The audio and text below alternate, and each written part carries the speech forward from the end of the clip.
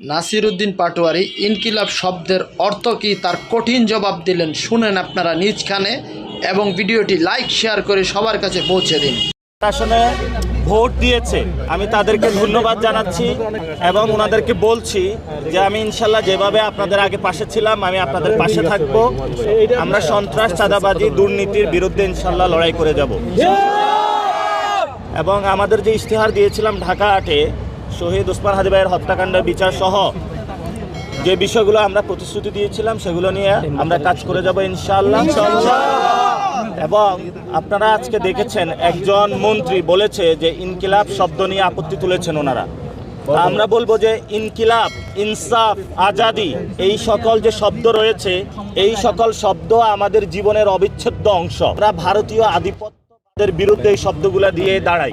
এই শব্দগুলোর মাধ্যমেই যারা আমাদেরকে দুর্নীতির মাধ্যমে বাংলাদেশে অত্যাচার করতে চায় আমরা এই শব্দগুলা বলেই তাদের অত্যাচার বিরুদ্ধে দাঁড়াই ইনশাআল্লাহ।